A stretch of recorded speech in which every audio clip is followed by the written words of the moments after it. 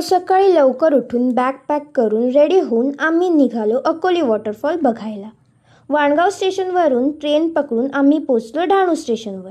डहाणू स्टेशनवर पोचल्यावर आम्हाला थोडीशी भूक लागली, सो आम्ही थोडंसं खाऊ खालो. तिकडून मग आमचा पुढचा प्रवास सुरू झाला. रस्ता इतका सुंदर होता, वाटेत अनेक वेगवेगळी सुंदर अशी झाडं होती. सो निसर्गासोबत एन्जॉय करत हसत खेळत आम्ही आमची जर्नी कंटिन्यू करत होतो.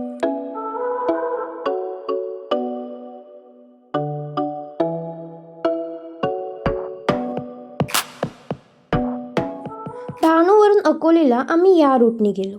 वाटेत आम्हाला एक सुंदर असं लोकेशन लागलं. एक मस्त वाहणारी नदी आणि एक ब्रिज.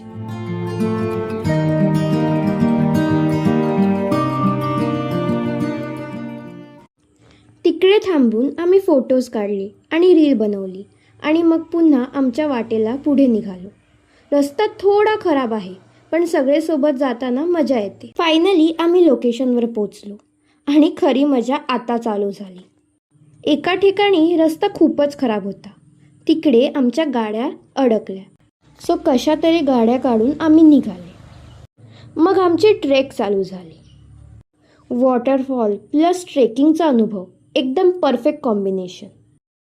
हाय गाइस, देख सकते हो हम लोग स्ट्रगल कर रहे हैं, इधर रास्ता ही नहीं मिल रहा है. 100 मशक्कत करने के बाद फाइनली वाटेत छोटे छोटे अनेक झरे व झाडं होती. ते बघत बघत रमत गमत गप्पा गोष्टी करत फायनली आम्ही वॉटरफॉल बघितला आणि एकदमच सगळे थकून बसून गेले. थकलेले होते म्हणून पोटात कावळे ओढत होते. सो मस्तपैकी वडापाव आणि कोल्ड कॉफी एन्जॉय केली. मग आम्ही छानपैकी नजाऱ्याची मजा घेतली आणि फोटोज काढले.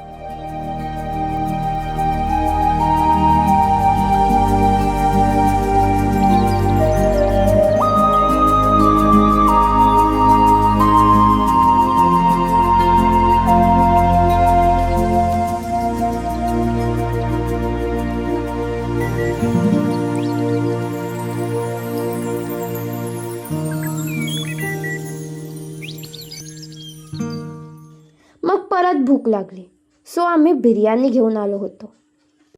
धबधब्याला बघत बिर्याणी खाण्याची मजाच खूप वेगळी असते.